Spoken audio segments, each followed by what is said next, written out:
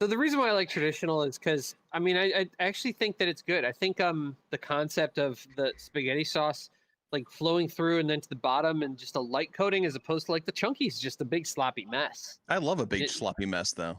I like it chunky. I know that about you. You know it, baby. You would. So as you can see, Lori just got home, obviously.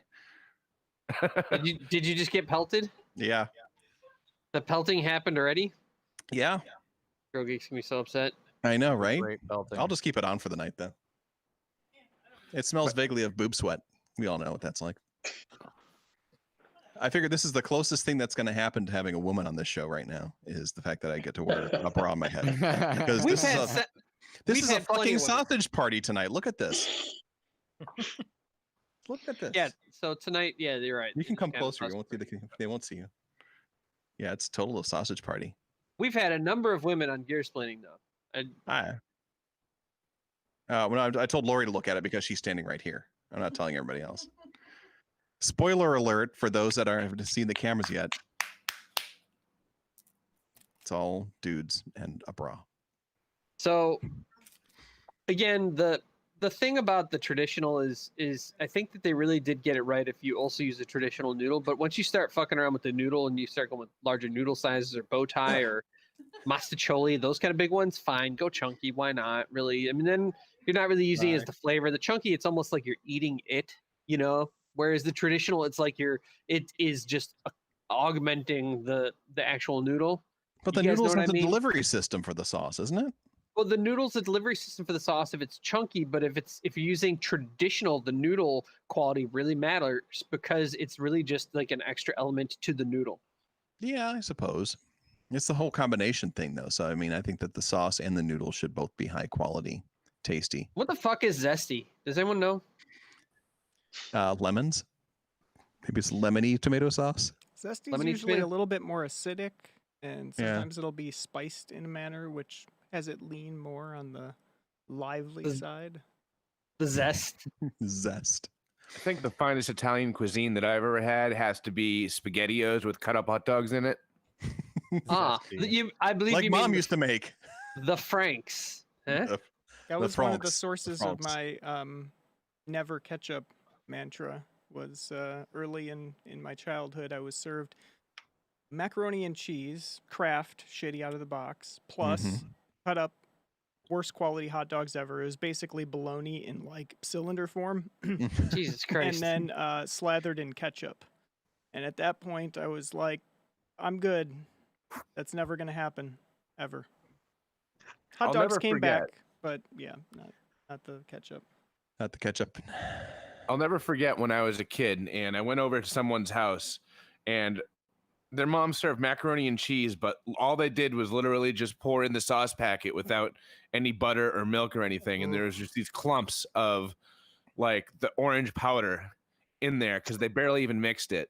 Oh, there you go. That's how you do it. I was 7 and that still might be the worst thing that ever happened to me. Yeah.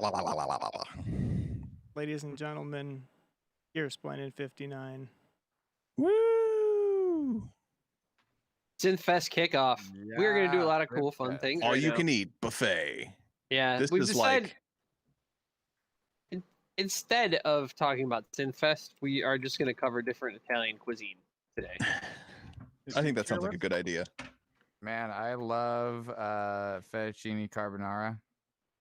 That shit's really good. It's excellent. I like an Alfredo. I like the nice flat noodle Alfredo, a good milky taste to it. I know that Ix likes a good milky taste. I am a big fan of a good milky taste. Let me tell you. I like a bad milky taste. Bad milky. I like the fact that you said that as you combed your beard, Seductive. A bad milky taste. I am a bad milky taste. You are the brute squad. Hey, the difference between a good milky taste and a bad milky taste is 5 shots of vodka. It's true. Where are you at right now, by the way? I haven't hit the vodka yet. I've had 1.5 White Claws. Here we go. A bold choice. Little primer. I guess now that we're on screen, I'll... Yeah, there you go. There you go. Good luck, Donna. Nope, there's a cat butthole. Yeah. We already get one Nice. drink. Shots and cat buttholes. What more could you want from Callus? He's got a brand. Yeah, that's true. Since shots And a and cigarette Cat buttholes. and cat buttholes. all right. So Oh, man. for anyone who may be watching, let's see. Let me actually take a look and see if anyone's actually watching. What we got? We got Yeah, we got like OpenSet, 14 people on there so far. Hey, all we right. got Indigo. I mean, granted, 7 of them are in the room, but you know. Indigo, what up? Chicka chicka chicka. Neon house is wait. Oh, I'm so Is scared. that is actually on screen? I know. There's like I said, half of the people on here are on the screen right now. So Yeah, it's all right.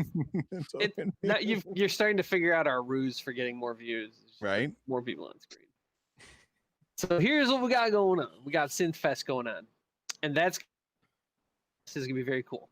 Tonight we're gonna go over Synthfest, which starts on Friday and runs through Sunday. We're gonna go over the streamers that are here and kind of what they have planned and what they're gonna be doing.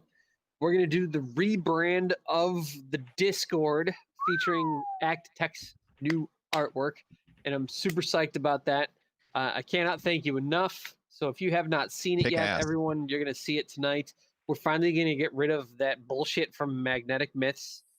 So sayonara, Magnetic Myths. He hasn't even said anything to anybody that I know in like years. So Bye-bye. yeah. He's still So posting mixes. Just FYI. is he? I how do you still connected to him? Because he blocked me on Facebook. Just Mixcloud Oh, okay. notifications. Yeah. So Devolta um, wants to join, but he doesn't have a mic on his desk. So he wants to know if he can just join with mic only. Sure. Just I gonna, mean, like shout just into join. the ether. We'll be able to hear what's happening. He doesn't have a cam. Is that what you mean? It says that there's one hanging on the ceiling. So that's the only yeah, cam he he's has. fine. Yeah. I told him he was good. ideal. Healing Yeah. cam's all right though. Feeling cam's also I fine don't mind staring at your head. for gear. Let's see. I wonder if I can. Sorry, I'm doing my own thing. Go We're all working here, so we're just gonna have. ahead. Yeah. I'm also reading a comic book. You just can't tell. I'm currently masturbating. I am actually legitimately working, but yeah. Carry on. Did the cat kill your mixer? Callus, did the cat kill it? In the silver spoon? Boo. Oh, Oh cat man, did he kill it. did. You wouldn't You know. can't even tell me. All right, so we are going to be doing tonight the rebrand, and that's gonna be awesome. And is Devolta gonna come on, and we'll really get going here? I hope so. All right, Now entering Devolta. Devolta. All right, I think Callus is back. I Test, heard there we go. There we go. Yep. Got it. Jeff, for real, what's going on? There's no gear news this week. We are going to go over a few things, but it's all really lame. So really, this is all about Synthfest, which is going to be really, really a lot of fun. So first things first, I think we should do the rebrand. Let's just get that out of the way up top. Woo! This is the most fun thing that we're going to be able to do today. So if you are currently looking at the Discord and you're familiar with that stupid shrimp on a DNA that Mags made gold, Barely see it. if you refresh right now, you will see the new icon. Dun, Oh, dun, cool. dun. Yes. Isn't that so much cooler? It I actually like- makes like coherent sense. Like Yeah. it. Looks It is a good. literal golden shrimp. Yeah, it's an actual golden shrimp. Yeah, it's not just like noisy as fuck. Literally. So, Shrimp made of gold. Pure gold. yeah, gold, I love gold. So for everyone who is streaming on Synthfest, the Indigo, the actual Discord. My Go to the shrimpy was Discord, a you'll key all along. Yeah, you'll see it there if you go. Eventually, we'll get to do the logo on the Gear-Splaining page too. On the Gear Yeah, Splaining. well, we gotta change our OBS stuff. And on that note, all the assets are in the Synthfest room right now. Act Cool. posted all of them, so make sure that you grab them. throw it on your stream. PT is going to be doing my visuals on Saturday, and he has all that material, and so he's going to throw that into his visualizer and do a bunch of crazy stuff with it. So that should be pretty cool as well. So that's out of the way. That's the first big thing. Actitech, thanks for doing that. Okay, That's can I go now? Hey, get the fuck out of here. You're done. You're done. Enjoy your cocaine. All right, so Comfortable silence. I love it. let's jump into the next topic. Neon, you have a giant wall of gear. Tell us about this giant wall of gear. There's a lot of stuff over there. Epic retelling. I don't know. Well There's, done. I've just been accumulating and hoarding things, and I most recently hoarded a Jasper's rack that I'm sure everybody on the Discord seen me bitch about at least 3 or 4 times while I awaited shipping. I will Yes. say it did take them a month and a half almost to ship it out, but after they shipped it, it took less than a week. Literally, it was just about getting a guy to go into work that day and actually pack it up and send it out. Probably. Yeah, he probably had to cut all the aluminum, which is a lot of aluminum, Looks awesome. Going Very vertical is expensive. huge. but totally worth it. How much is that stand? Oh man, the 6th tier without all the additional. I spent $1,400, $200 when shipping. Without all the extra holders and stuff, if you double up or get flat shelves to put everything on, it's like $600, $700 just for the rack. All right. Yeah. Shipping kills it, Yeah. but you can't put a price tag on comfort and the fact that no longer do I need to jump over here to get to this stuff and then back over here, and I've got my mixer here. It's like my right hand can reach for the mixers, the faders whenever I want, you know. It's still going to sound shitty.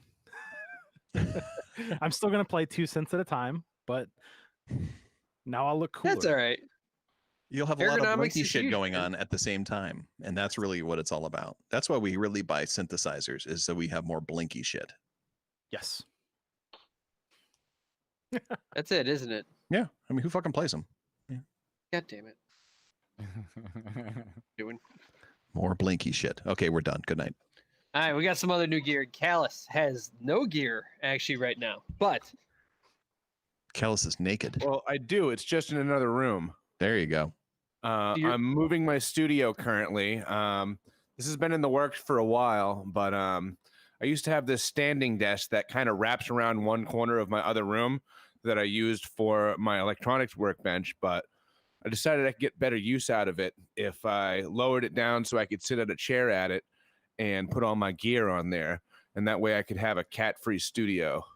So my dad came over last weekend. He has some carpentry skills, and he lowered the desk like 8 inches for me, and I just moved all my shit over there about an hour and a half ago. Nice. cool. If you guys check in the Discord under Gear Hunter, there's some pictures of my new desk in there. Looks nice. Whoa, yeah, actually, that does look sick. I'm checking it out now. It's cat-proof, Indigo, because that room has a door.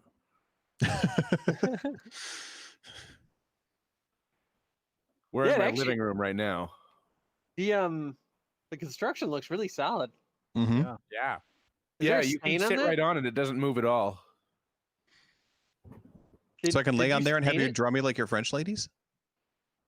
I mean, Ix, we've you talked can lay about on this. it, but I'm not going to draw you. I'm going to be on top of you. All right. Ix. Talked about this before. All right, let's get into Synthfest. Let's take a look at the website. We have a website, right? Official website. It's synthfest.online, right? I think that's what it was. It's Like, exciting. can't be reached. Hold on. One verse. Oh, I think it I did. think he's still getting it finalized. Yeah, it It did was working redirect, earlier.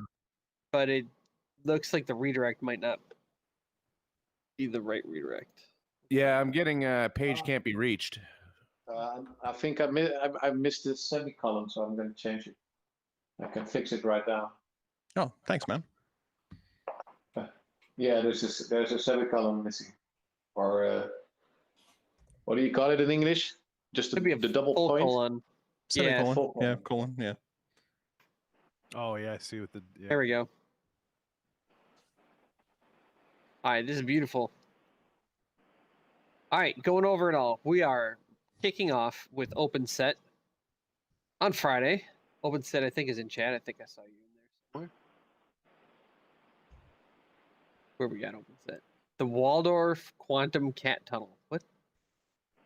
The cat won't just quantum tunnel through the wall due to the natural attraction of synth. I think if we're going to talk about the cat tunnel, we're pretty much talking about the cat's buttholes again. Just putting that out there. Using fancy words for it. The Waldorf Quantum Cat Tunnel is just a really expensive cat butthole. Oh, let me boost our views right now. We're going all in. There you go. Going all Yeah, in. it works. Oh, cat cam. Yay, lasers. Yay, cats and lasers. Open Set is doing some cool stuff. He's gonna he usually takes a look at amoebas and plays synthesizers and has a bunch of new Eurorack gear to play. Brilliant. That's kind of awesome. We should help Open Set one day figuring out an interface for the amoebas to play his synthesizers. Ooh, that's a good idea. I was thinking that too.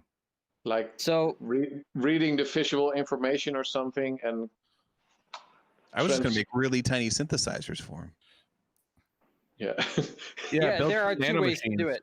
There's a really tiny controller or a really tiny synthesizer Like altogether. a little, really small Euro rack. Is this a synthesizer made for ants? Man, they would need to use the Elves? mini chaos pad. Indeed. At least someone will. Give them Quantum chaos, man. cord. I don't know that. I mean, I don't know that I'm really that interested in hearing what kind of music that the amoebas are into. I mean, they're famously without good taste in music. I am judging amoebas a little bit. Putting that out there. A little bit. Tiny fuckers. Right. So where's this Synthfest thing is going on? This is more than ever.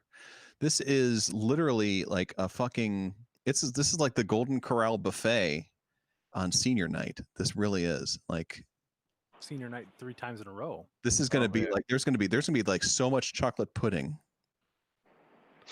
There's Ever gonna be a seen lot of. Golden Corral on Veterans Day. right? Oh man, Chocolate fountain. I've never gone to Golden Corral and not felt sick afterwards. well, when I Oh. was active duty, I used to go to Golden Corral on Veterans Day because they give you a free meal, and it's literally like a line around the block to get in that place. Oh God, I can imagine. Just like a meal. Yes, yeah, air quotes. More like, Like- a gastric distress in making. There's a Liver lot of disaster. Golden Corrals in Chicago, and so frequently it's either there or Taco Burrito King. You definitely would rather end up after a show at Taco Burrito King. I'm just putting that out there. So if you're ever in Chicago and you go to a show and it's really late and you're pretty drunk and it's like, where should we get some food? Just be like Taco Burrito King. Cut off the motherfucker who's saying Golden Corral because you're gonna be with someone who wants eggs. I don't know why. Eggs and bacon is gonna be the attraction. They're gonna say Golden Corral. I get it. Eggs and bacon are awesome. It's not from Golden Corral. You Are just your wanna No. get Corrals fucking I'm Golden Corral? reformed. I don't like Golden Corral anymore. My Golden So what do Corral's closed. Yeah, I mean Golden that, Corral's I think closed? they're all kind of closed right now because of the Rona. They close they're at like not- 9 p.m. No, Yeah, ours that's are right. 24/7, man. What? And That's because we got like it's because our Golden Corrals are all like FOP, FOP, So, you lost me there. fucking old people. Oh, yeah. Well, yeah. not in the middle of the night. Yeah, it's like going on like a celebrity cruise where everything closes at 8 p.m. and like they're calling code blues every night. It's great. In the middle of the night, it's mostly people who were out partying and then they didn't have the strength or willpower of the group to make it just a little bit extra to get to Taco Burrito King. For us, it's Denny's, I think. Is the Yeah, the Denny's is don't go 24 hours anymore. They Oh, stopped. ours do. Yeah. We had a place called Diana's that we would go to after the clubs closed, and we would go and watch the drag queens fight. It was great. There was also we lost someone. Yep, Who'd we Acta who'd Tech we was lose? done with our American Oh shenanigans. no! Apparently, yep. Bye, Act. Act, where'd you go? He might have gone to bed because he was. Yeah, it was actually, like 5 in the morning. He's probably like, dude, this is such a Yeah, boring I fixed the conversation about website, diners and shit. I'm out. Yeah, bye. Art was Maybe great, he just though. lost internet. I feel like he would have said goodbye. You He didn't might want to have. interrupt. He actually Anyway. Gold- did say goodbye. Just FYI. Oh, he did. Okay. Ooh. Well, we're now 3 away from the Brady Bunch, so oh well. Golden Corral is, I think, if you eat there enough, you won't catch coronavirus. Because your I body think- will be replaced by cybernetic not- foods. It's not because of the antibodies. It's because your body, if they say you are, if you're mostly Golden Corral food, coronavirus shows up and it's like, nah, fuck this. I don't need this. I'm not touching this shit. Yeah, What's up, Wambra? exactly. You want to do a shot? Yeah, he does. Oh, Oh, Wombra's on. Wambra, what up, dude? What? All right, so after open set, things get cooking with IOU Studio. The Oct is going to play, and we all know what he does. It's a modular mix with any other kind of musicianship that he feels like bringing in. Nice. I don't know what he's bringing special to the table on this one, but I'm excited because it's always quite good.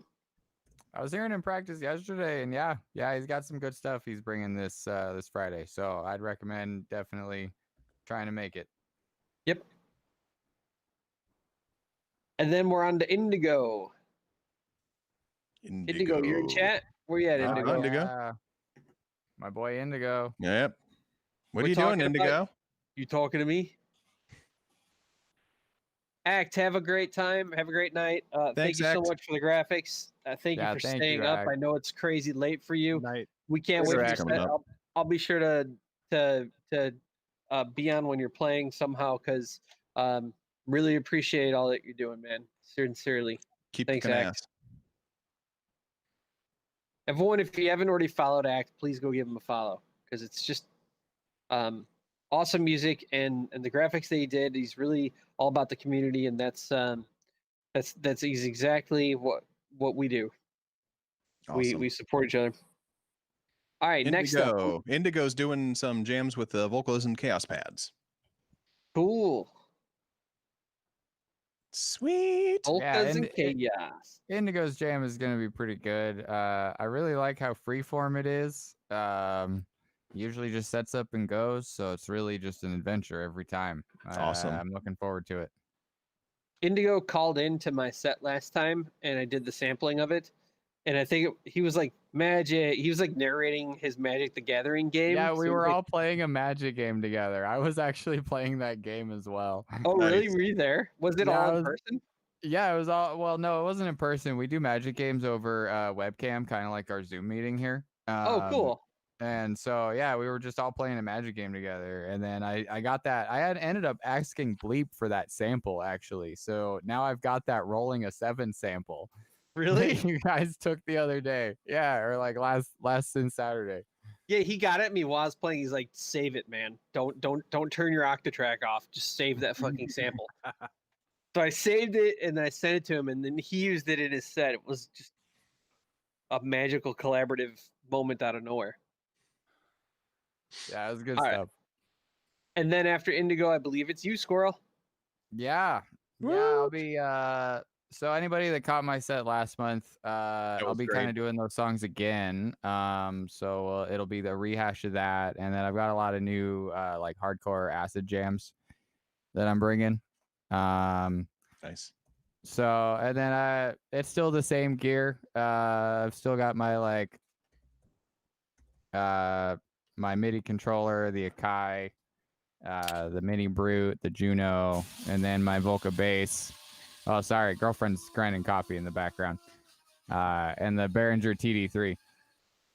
Tell us about the coffee real quick. What? Oh Kind? yeah. So the coffee is from our local grocery store, Winco. And I don't know if anyone else has a Winco.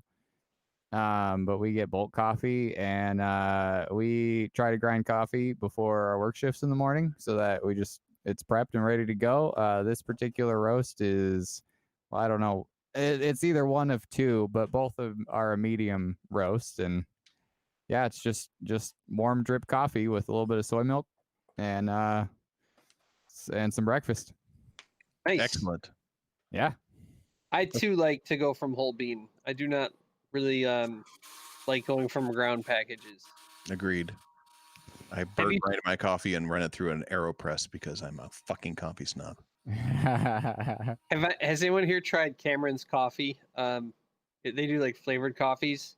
They have a toasted Southern Pecan that I just bought a 4-pound bag of off Amazon, and it tastes freaking awesome. It's amazing.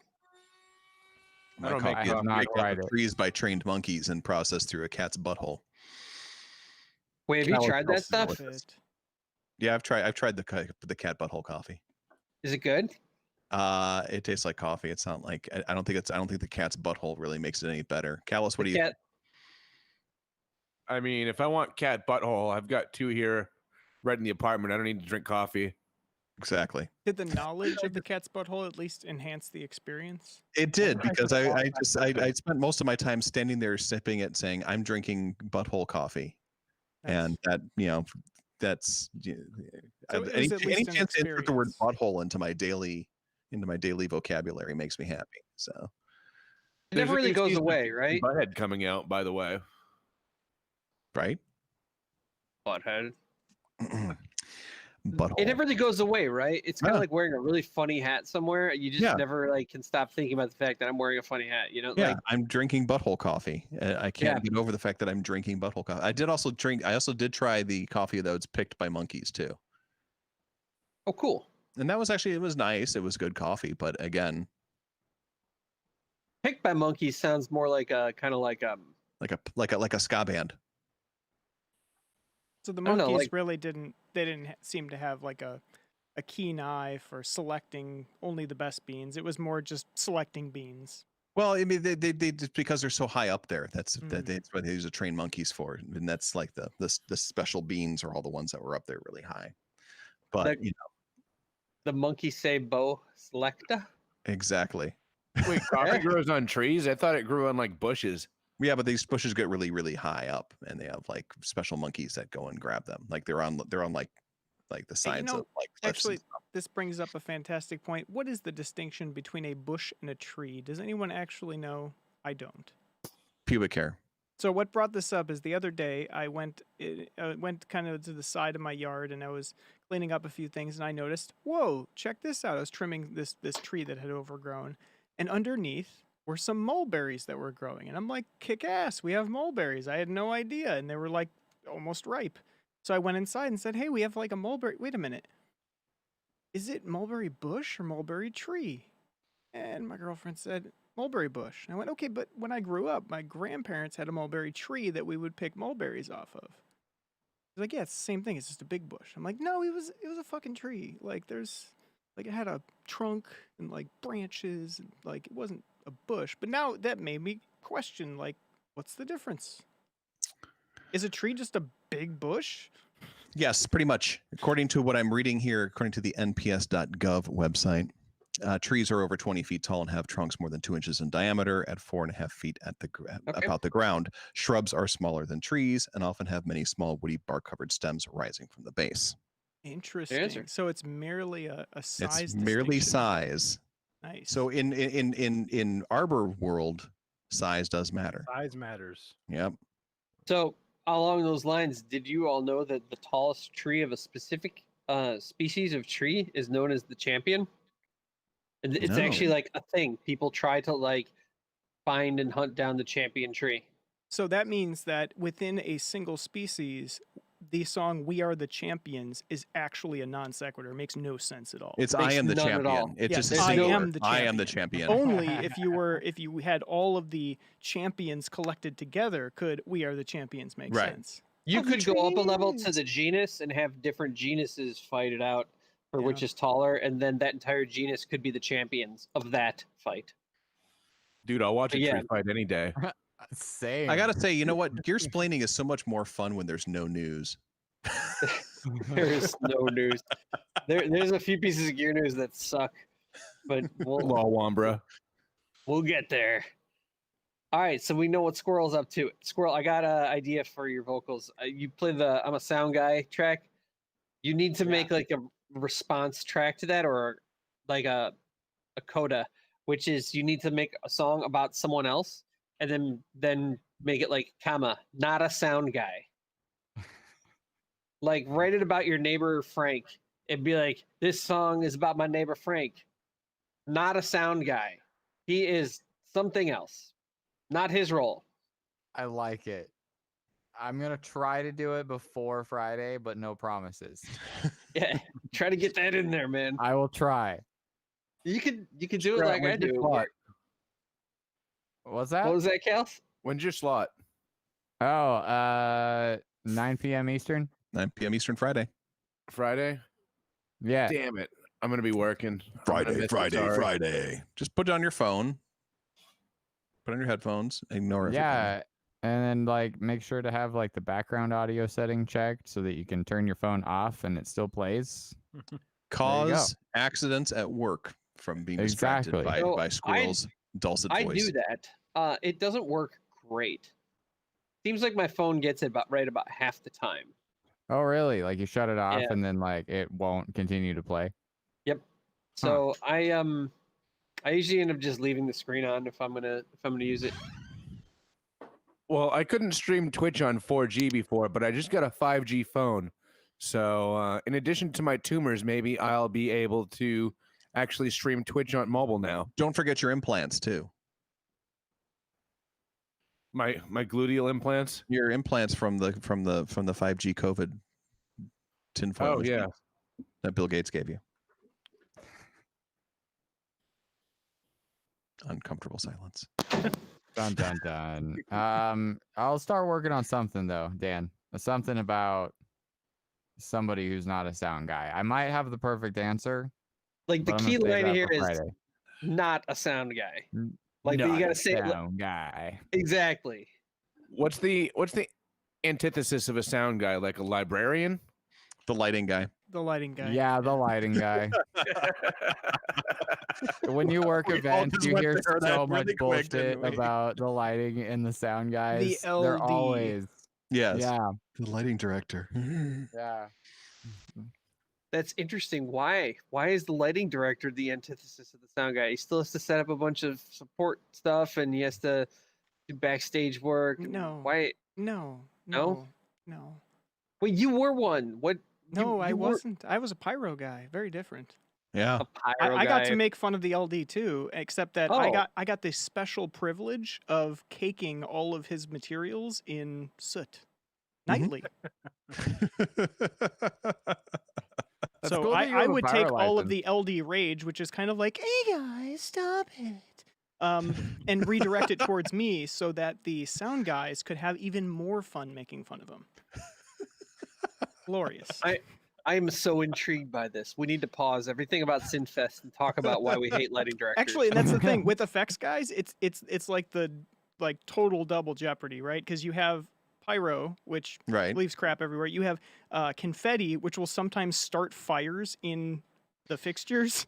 Especially if they have when the pyro guy is standing nearby. xenon lamp or something. And then when it comes down to like brass tacks, and we stick a laser up on the truss, and there's a laser cue, we outclass all the lighting anyway. So it's just like we make your stuff dirty, we destroy it, we make fun of you, and we're better than you. What do they say to that? Like, well, we don't leave a mess behind. Mm. That doesn't matter. They're an LD. Whatever. All right. Most of the time, any LD I've ever seen in an event just kind of walks in and sits at a console and then leaves. Yep. They don't do any work because all the work is already pre-planned and the stagehands do it. They just walk in, hit a few buttons on their console during the show, and walk out. Hey guys, I got my grandma, and I'm gonna load up scene 1 and press play. Yeah. Can you guys? Can I get Simpty? Can I get Simpty, guys? Where's my Simpty? How am I supposed to run my show without Simpty? That's the LD equivalent of sync, by the way. Yeah. Like lame DJing. Comparable to that. No offense to any LDs out there. Yeah, right. No offense. If you're We love you. No The show offense, must but go we on. fucking You hate know. you. Yeah. if you actually put in work at your job, hey, respect. If you're just one of those that just walk in and hit play and then like walk out, whatevs. Why are you making 40 grand a year doing that or more? Yeah, I mean, and Neon. to be fair, like with the LDs, if you sit down with them during rehearsal, like where they've got everything set up in the rehearsal hall in some underground studio that nobody knows about, and they're there for like 3 weeks straight, getting all the wiring and all the cables labeled and getting the pack right and everything, the LD's sitting there for like 2.5 weeks straight just programming. And so respect, but we still get to make fun of it. It's kind of like the whole Marines versus Navy or whatever. We're on the same team, but it's still funny. Well, I mean, did anybody see Space Force? Yes. Like the show that was on, No. like one of the first jokes they make was the Coast Guard guy is all like, yeah. I'm not the bottom of the barrel anymore, and everyone looked at him and they're like, Yes, yeah, you you are. fucking are. Yeah, it's very much like that. It's like that. All right, got it. Yeah, like I was in the Navy, and it was mostly the Marines punching down to the Navy guys. The Navy guys don't really give a shit most of the time. That's because you're in the Navy. I mean, we're just there to fix electronics and collect a paycheck, but I don't know. A lot of them were pretty gung ho. Yeah. So Neon brings up does anyone remember the Great White thing that happened in I think Rhode Island? Yeah, Yep. burnt that place down. And didn't like some of the members of Great White die in that one? Yep. Like One of them, I think. He So went I back saw- to his guitar. I saw an article online. Apparently, Great White last week in South Dakota played like a packed concert with no masks. Yep. Mm-hmm. That is a Oh, weird boy. signature they're going for as a band. Like, they might have the highest death count for any shitty band of any out there, like ever. Right. Yeah, if you don't want to be horrified, never watch the video of that Ooh, club, yeah. because that was really fucked up.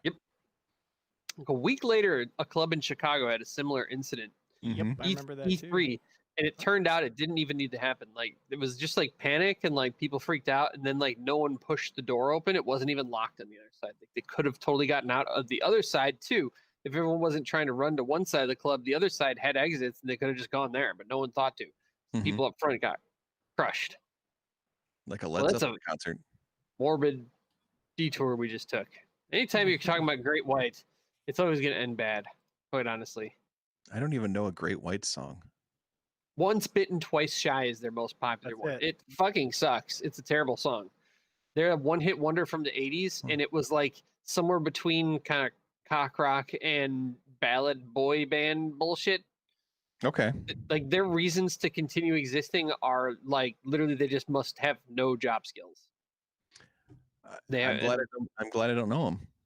Literally, there's a chance you die if you're in Great White, and there's not a Or if you chance. There's see a them. guarantee that you have blood on your hands if you're in Great White, and people still do it. I mean, there's still like 5 guys in that band.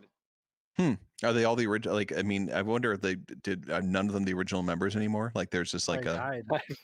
and it's Some, like some of them died, yeah, but I the don't- collective of Great White, and they just like bring people in as they kill them. they did at least once. It's like Steely I Dan don't- and session musicians for each album. Yeah, exactly. Or like it's like Spinal Tap and the drummers, It's kind of like that, yeah. or Liebach and just Liebach because they're Liebach. But yeah, It's like Tangerine Dream, except people aren't happy to be there because they know it means the Grim Reapers are coming. okay, that's fair. Yeah. Huh. Tangerine Dream, by the way, I realized like 2 or 3 years ago, is like an infinite existence of state, more yeah. so than a band. Like, Yeah, they oh, yeah. will never cease to exist now. There's no original members left twice over at this point. Yeah, because I know that. Yeah, I was looking at the current roster. I'm like, oh, he's in there now. That guy's Yep. in there. And it's like people I know, like outside of Tangerine Dream. So it's really just like a name of a collective at this point, isn't it? Like like who owns it at this point? Like, is there like a corporation that hires Yeah, people? exactly. Like, is there like like Tangerine Dream Incorporated? LLC. Yeah, Like the kids of the original members are just hiring people. right. Like, oh, we're gonna lose our bass synth player. Let's fucking hire a new one. I don't know. Yeah, And like Great White is the same. Is there like Great White partnership or something like that? Well, I And think what we're building up to is we need to get a golden shrimp collective. This is where we're going with it, yeah. Except, of course, way less deadly and way better music than anything fucking Great White does.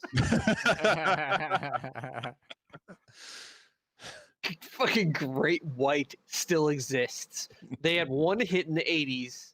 They killed a bunch of people in the 2000s, and they had the world's most offensive COVID-19 concert ever. Like okay, they killed some more people. Apparently, they're not done yet. Like they had the only way they could fill up a spot is for literally the entire world to shut down and there to be no live music. That's what I'm convinced of. Is the only reason why their concert was still deadly was because since no one's performing anywhere, everyone's like, "Hey, there's live music. Who is it? Great White? I'll risk it." You know, that's what happens there. Nobody said that. No one said that. It was probably just a bunch of people who happened to be on that street already when they played. And they were leaving. They're like, fuck, I'm getting out of here. Yeah. Great White. Take off my mask because I'd rather die than listen to Once Bitten, Twice Shy for 2 hours. What else do they do? And they do an encore of it too. Right. Have I been muted for a while? Yeah. Potentially, yeah. You have a lot about Great White to say? Because I apparently do.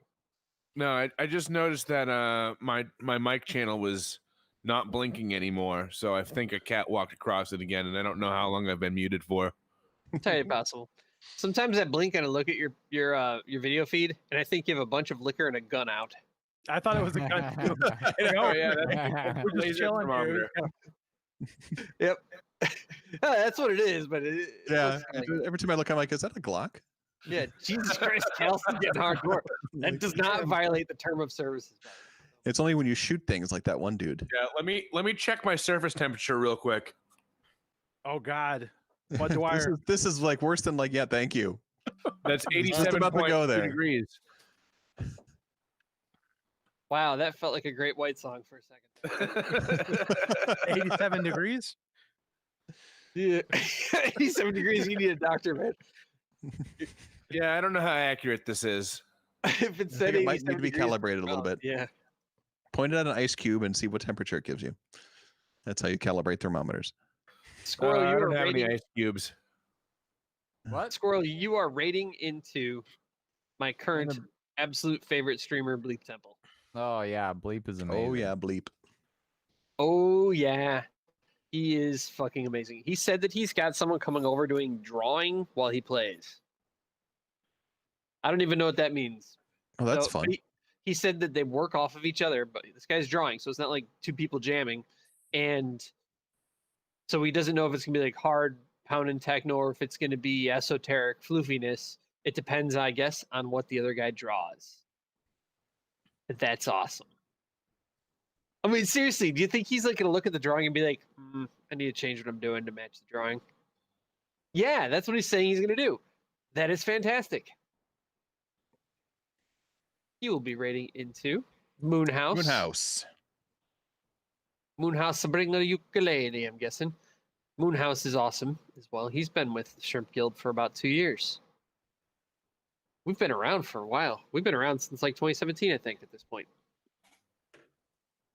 And then on to Devolta. Devolta never made it into chat, I guess. No, I guess he decided he was sick of our shit. Yep. He's Much like Act Detect. See what we got here. Anybody in chat saying hi? They even hate Tangerine Dream. Wambra saying when stepdad was in the Navy as a radio guy. He's a radio guy. Radio.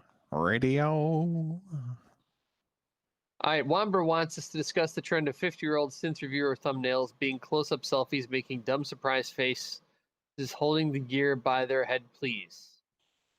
Like, because Bobby? That is so over the years, thumbnail crafting has been distilled down into a rather exacting science, and it's been found that with normies and people who are generally already not subscribed to a channel, they will be caught by a stark, usually solid color or gradient background with standard 16:9 black bars on top and bottom with the individual superimposed, usually with their face, with a surprised, or sometimes it's usually an over representation of whatever the theme is. So if they're confused, they might be like, oh, or if they're surprised, they might be like, oh, or if they're really angry, they might be like, just, like totally take it to the next level. And then usually you take your lettering and you put the lettering on top of it with some kind of an exclamatory statement with a black or white border, a very thick border, usually between, I would say, 6 and maybe 30 pixels around the lettering, whatever font you end up choosing, but you want to usually choose something that's very bold and has some round edges. And then if there is some kind of a piece of gear, or it's a review or anything like that, you make sure that that's prominent in the picture as well. It can be either a photo that is just on the layer behind the person who's making the surprised face, or they can be holding it in the same layer. And that is the formula for attracting new viewers at a glance. Just saying. That's why. Fuck, I need to start doing that, don't I? I need to at least get one image like that. Sorry, Wambra. That way I can make all my thumbnails at least sort of attractive, so Impact people will font click on is them. pretty on point. I've had to unfollow a number of channels because they use those tactics, and I'm just looking at these like the most clickbait thumbnails ever, and I'm just like, I can't stand these guys anymore. Yep. I Your kind of agree with thumbnails you. exhaust me. I understand when people do it as they're kind of grinding to get the subs, but at a certain point, you got to respect your audience. There's just so many times I can see this face.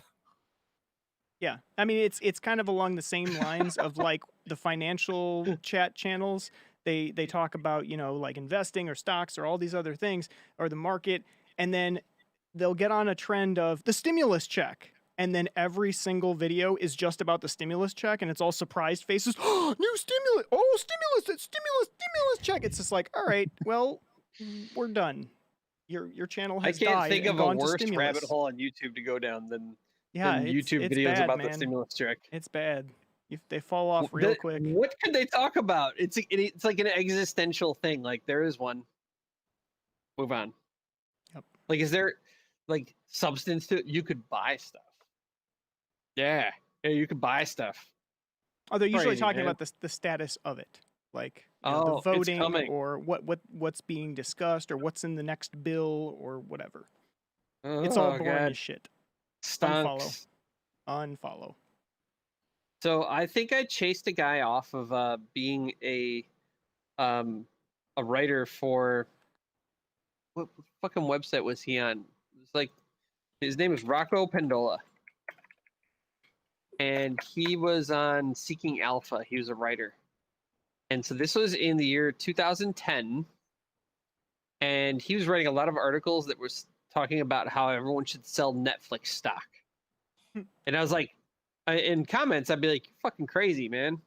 And he's like, no, you've got to sell. I can tell it's going to go down. And he would fight with me in the fucking comments. And I was like, Guys, really? guys, I have this guy's attention via comments. Guys, That's amazing. Tesla to zero. Tesla to zero. Yeah. He was that guy. Apparently, other people were. He was also calling Apple to zero. Yeah. And other people were fighting with him there about it. And I was like, dude, have you watched Netflix in 2010? I don't know if like now you might have Hulu, you might have HBO Max, you might have different streaming services that you like.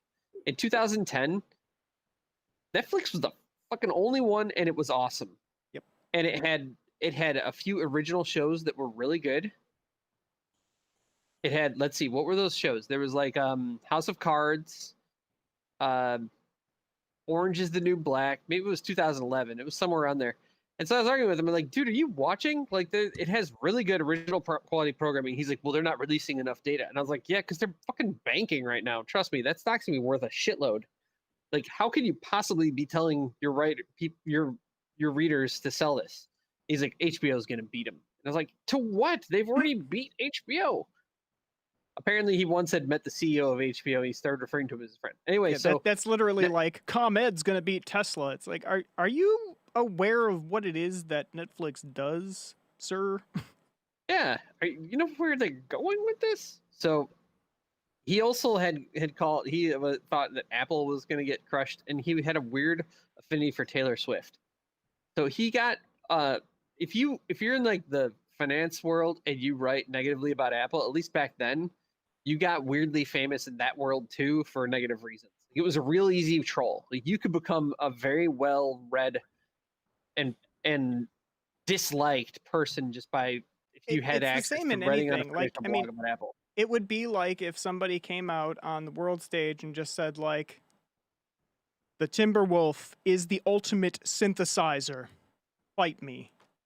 People would pay attention. They'd be like, what is wrong with this dude? Like, what is that? What do you come on. And then like once a week they just go on like national shows and be like, the Timberwolf, the ultimate synthesizer. It's the ultimate synthesizer, and I can give you 76 reasons why. And just completely ignoring reality. Like, I'm gonna start doing that. yeah. That's a That's thing. So how the good thing you is, make you would at least get booked, right? People would be like, well, I at least want to. We got 30 minutes to fill. Call the guy who thinks the Timberwolf is the best synthesizer You don't need and to get give him him a on here. platform to defend himself on. Yep. If he thinks that's the best synth. You got Yep. it. So I chased this guy in his comments section, and he became like relatively famous. And so, okay, then he got fired by Seeking Alpha because apparently, like, he was very bad at it. And like, I checked like a few years ago up on him, and apparently, like, he's now a bartender in Santa Monica. That's how far this guy fell from being like a financial blogger with a big successful career to like, I know I'm a bartender. I'm pretty sure it was the Apple thing. I mean, the Netflix thing is pretty like bad. Like that was a bad call, but like I'm pretty sure like hordes of Apple fanboys were like really pissed off at him in the year 2011, 2012 and like just ended his career. No, he It's probably a got very influential group of readers. he probably got caught stalking Taylor Swift and now has like Oh, is he the guy who broke into her house in New York? No, I'm but not he did have this saying- weird affinity for Taylor Swift. He was always What? talking Is it about her. Scooter Braun? It don't no, this is I've never seen him in the We're same room. treading dangerously close to defamation here on Gear-Splaining. Exactly. Crank up those Speaking of, views. what's been up with Ohm Force? I haven't done anything to it this week. That guy was really cool though. He was a really cool guy. I mean, what a cool opportunity. We got to meet some dude who's like somehow, you know, 2 degrees away from Prince. Mm-hmm. Yeah, that was neat. All right, I can He make a introduced post himself though. like that? Like, hold on, here's my post from Home Force. It's can I get a witness? This branch got the thickness. Seeking Alpha. Am Apple I to a tree zero. or a bush?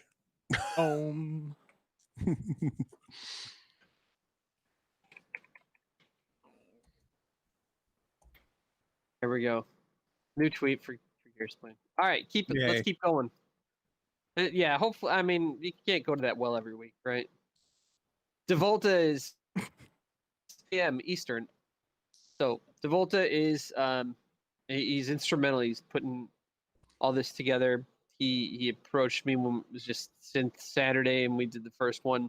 So if you're awake, go to his set. I actually listened to him for about an hour and a half last night as I was kind of cruising towards sleep. I was reading a book and I just threw his headphones on. He's awesome. He's absolutely fantastic. And he's a big part of why this whole thing is taking off. So please go check him out. And he's gonna raid out to Nightworks, who's gonna play for like 10 hours. No, just kidding. He's gonna raid into Obscure Machines. I'm gonna give Obscure Machines a follow right now because I don't think I do currently follow Obscure Machines. Yeah, What's up with no, that? I do. I What's do up with follow that? Obscure Machines. Oh, I remember Obscure Machines. He has like he has an Octatrack and he has everything in like a flight case and he's got a camera in the case. I think he's in Hawaii too. I think he's part of the Hawaiian crew. Yeah, we got some weird geographic localizations going on. There's like Chicago folks. We got to get him up to 50 followers too. He's Yeah, only we at do. 24, so everybody go follow Obscure Machines. If Right? you don't currently. All right, let's do that now. Did we post the link yet? All right. Wambra, outline your synth world conspiracy theory. I would like to hear it. And everyone go click on Obscure Machines. Give him a follow, please. Done. All right, Dun, so dun. Obscure Machines Dun. goes to our resident Ableton master, Monono. Oh, no. Monono is really established himself as one of the top controllerist people, and it's really good stuff. He has this overlay that he throws down over his gear, which I've really recently noticed, and it's funny. It tells you what he's using all the controllers to do. So each one of the controllers controls a persistent thing. He's not changing it around. There's no templates or profiles that he's like swapping around. So it's like, yes, it's a controller, but you could almost think of it as just like, well, this is his 303 controller. And there's a slider. All it does is fills. It is another for MIDI scratches. And so he started to like outline it and kind of explain his concept and theory on how he does his jams. And from just like an Ableton perspective, top of the heap, he'll be raiding out to Actitech, who was on earlier tonight. Thank you so much for coming on. Thank you for the new logo. And Who's going to... Folks What's haven't that? seen Actitech, man. He does some really killer shit. Like his music is literally like this crazy like concert environment kind of thing. And it's just really like, yeah, it's very melodic techno kind of stuff. And it's really, I'm a big fan. Agreed. Isn't he using like a DJ mixer and a crossfader to switch between sets of gear? I So think he so. always has a track going. I don't know. I'm not sure how he does it. I just usually just sit there and just like just chill out with everything he's doing. Good stuff. Yeah, I think he gets like he gets a jam going on one set while the other set's going, and then crossfades it over. That's a cool concept and way of doing it in order to keep it continuous. Mm-hmm. There's a lot of different routes to doing this. You can just straight up jam. You can have concept jams, which I think is a little bit kind of what you do, X. You kind of have like a concept and you build around it and then you set up for it and then you go through it. Yeah, pretty much. Sometimes I don't. Most time I don't set up though. I have no fucking idea what I'm doing. Yeah. There's songs. So hey, I've written a bunch of songs and perform. That's another. I think that's kind of what Callus and Squirrel. I think you guys kind of do songs like ranged actual compositions. You're gonna play through them heavily. Is that about how you'd summarize your approaches? I mean, me with the MPC, I'm just kind of trying to build a track, and once I get there, I just kind of sit on it for 30 or 40 minutes and kind of enjoy it before I feel everyone's getting bored, and then I move on to something new. I definitely write with song structure. I think of each pattern and breaks as like verse, chorus, pre-chorus, break, hook. I definitely write in a song structure. Yes, absolutely. So when you're getting ready to do a stream, you practice the song like, okay, I'm going to do it. I'm going to do it again. That didn't work out. I'm going to work that through. I'm going to perform that better. You work out just like if you were playing in a band and you had set songs in a full set list, kind of. Yeah, about 60% of the time. I'd say the other 40% of the time, I just kind of freeform and let the synths do their work. I'll be real. I've only owned Sequence hardware minus a MIDI controller for about 4 months, 3 to 4 months. And before that, I was nice. I had this. I have this. I've had this for like 7 years. And I would do all my productions on this and a laptop. And so it's just really cool to have hardware now. So before it was all songs, all just structured material. Now I like having the fluidity of synths and a clock to work with and being able to just create sounds on the fly. I think it's really cool. What are you using to sequence? Do you have something central then? All my sequencing's done through Ableton, so Ableton's my clock. And then everything else has obviously its own internal clock, but it's all hooked in through Ableton, and then I use the sequencers on those in tandem with Ableton to all work together as one unit. Cool. Sweet. All right, let's keep going through everybody. Now from there, it's on to X. X, what are you doing? Well, my original plan was a whole bunch of gear, as you can see by my patch bay being stupid right now. And I spent the past week and a half doing that and realized I really didn't want to do that. So I'm stripping down, being very minimalistic again. Maybe I'll bust out the pipe and just do nothing but pipe for 2 hours. Literally, I'm just Return gonna of the pipe. moan into the pipe for 2 hours while staring directly into the camera, making everybody feel extremely uncomfortable. Can you do it without blinking for 2 hours? Maybe. How long can you go? Like, I can go for a while without blinking. I've seen if him you go go- for a while. if Yeah, you it's go true. like 3 hours without blinking, I think Mark Zuckerberg sends a bot to kill you. I think because he realizes that I'm just like him. Yeah, he's There like, can only there be can one. be He gets all one. like Highlander on my ass and shit like that. Yep. There's a fucking sword fight. Only it's our wieners. Well, is there any other kind of sword fight? Come on. Thank you, Cal. There's swords. At least somebody understands me. No, so it's going to be probably Deluge because, it's weird because I was using the Octatrack like for the past week, and I'm like, yeah, I need to really get back into using the Octatrack, and then I'm like, I'm just going to go back to the Deluge because I really am in love with the Deluge. So it's going to be that in the No Coast, and that's what I'm going to use, and maybe the pipe. Who knows? Tune in, Cool. find out. Who's on after you? After me is Solvognin. All right. We know what he brings. Oh yeah, quality, conversation, and pizza. And he has all the synths. He has And all the synths that literally he's had everything. for the past 16 years. The same damn synths. He's been All adding. of them. He's bought a bunch of gear this year, but it's like stuff that has like a long timeline to get, and Right? then pedals, like Yes. delay pedals. All I right, think then on he you, has, Co. He has all the delay pedals, I think. He has all the delay. He pedals, uses all of them at the same time. Yeah. He they're has all patched 14 serially. delay pedals. Yep. Oh yeah. Cool. So I'll be doing a 220 hertz drone, modulating that a little bit. There could be some other frequencies, and then going to consume a piece of apple pie off the back of the tracker because it's nice and flat.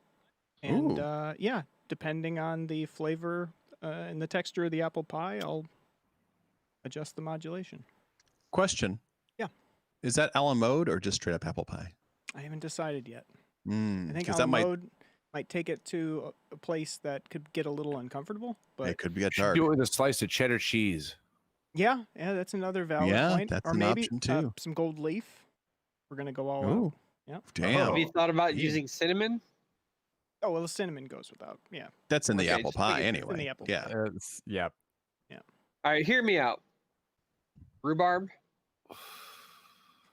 Yeah, I'm okay with rhubarb. It's a little bit tart Gotta be apple? for my palate, but it. Oh no. We're not doing rhubarb for the actual event because I mean, who here likes listening to 12 kilohertz?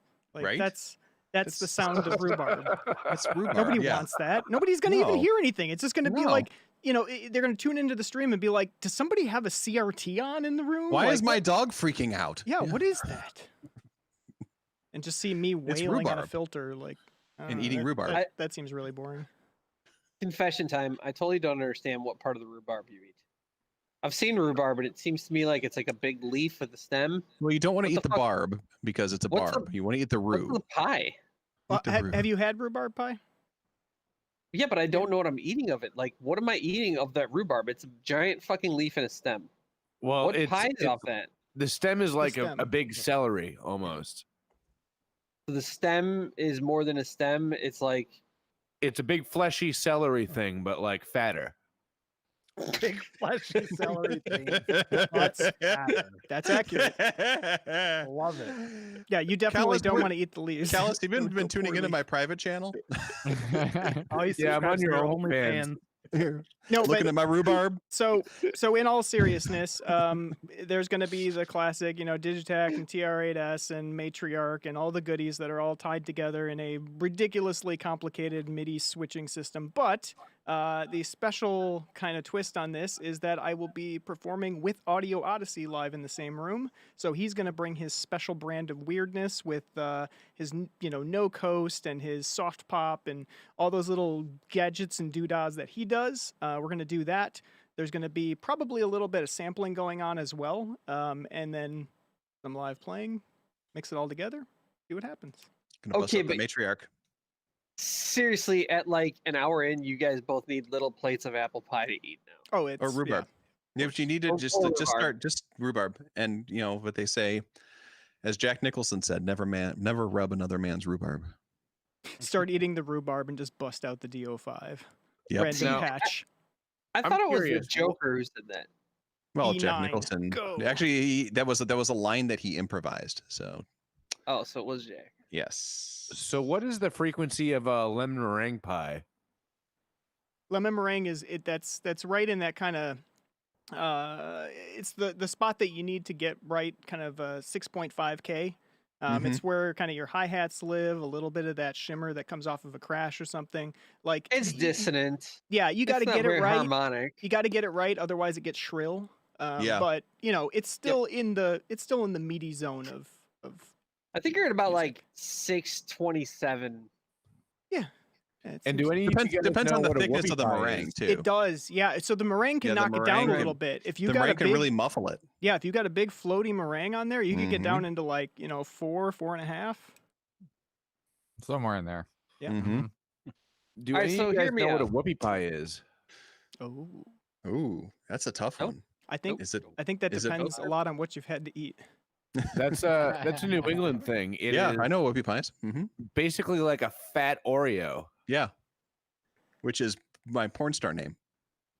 So fat Oreo has me thinking like, I don't know. It's Big it's fat that meaty thing hanging that off funk. that Oreo.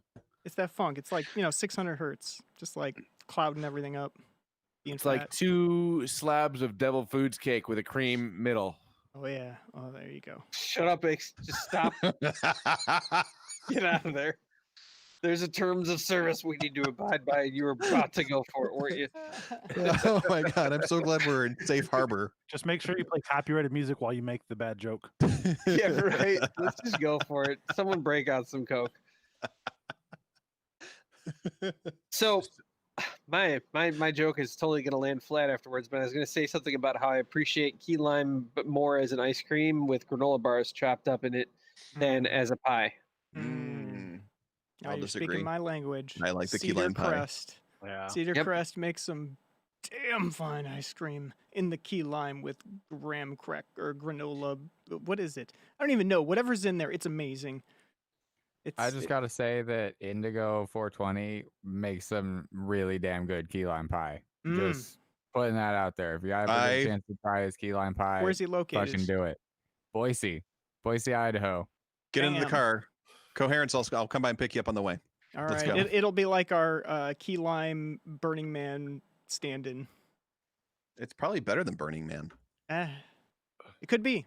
It could be. Don't judge. I'm willing sell to it find for out. I honestly, I think Ooh, it might be cash. better than Burning Man, although I've never been to Burning Man, Well. so I don't have much to say there. So before the show, I asked you guys about studio monitors, and maybe we could segue into that a little bit. Talk Sure. about your experience with different kind of monitors, because I'm really looking at something to buy here soon, and I So- don't want to spend more than like $800 on a Yeah. pair. The number one question is, what's your room look like? Are you in an apartment? I am in an apartment. What's your room look like? Like how big are we talking about, and what's the room shape? I don't know the measurements, but it's probably like 12 by 16. And are you sitting?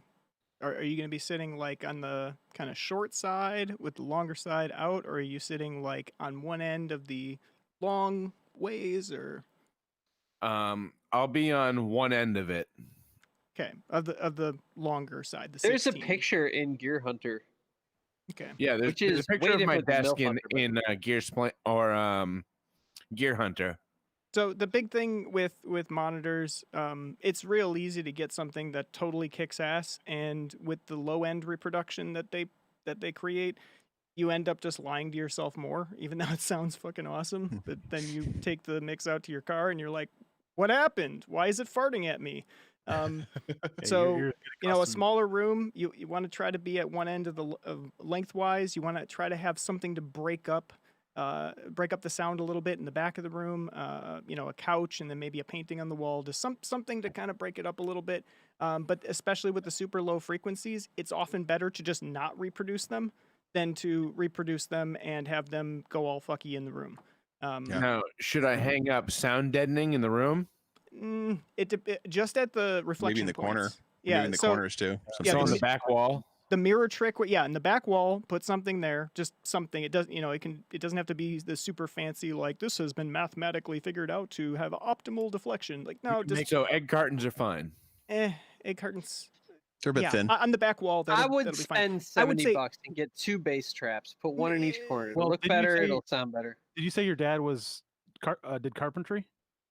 That's not his job now, but he used to be a carpenter when he was younger, and he helped me out building my desk. Really cheap. You guys can build your own DIY bass Absolutely. traps. The further away you mount them from the wall, the more effective they are. But the rock wool, couple frames, it's easy.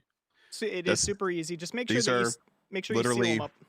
rock wool covered in carpet with some wood frames around them. Yep. But points of reflection. So kind of to the sides, your left and right. But you can figure out. Just look up mirror trick studio monitors online and find a friend, and you're good to go. Get those first reflection points there. Maybe one right behind it, and then if you can, over your head, get one of those traps. It can be fairly thin, but just hang it down from the ceiling a little bit. That makes a world of difference. If you can't hang anything up there, you can just stick some what are they called? The little rhino pads. They work good enough. They're not awesome, but they'll get the job done. And then like from the foam there, pads? they're not foam. They're kind of a more dense fiber material. But you can usually just double-sided Velcro them up on the ceiling and not destroy anything if you're in an apartment. And then from there, isolate the monitors, just get some decent stands. The more mass, the better. And then as far as the monitors themselves, for a room like that, 8-inch woofers, probably way overkill.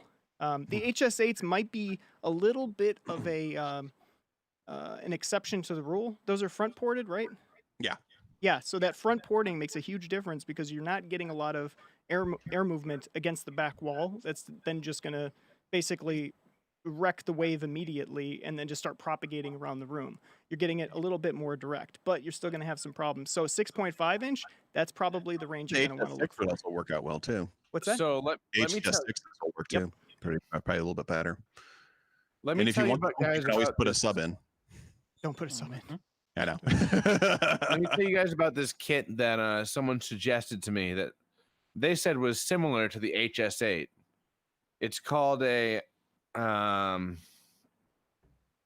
Dayton BR1. Mm-hmm.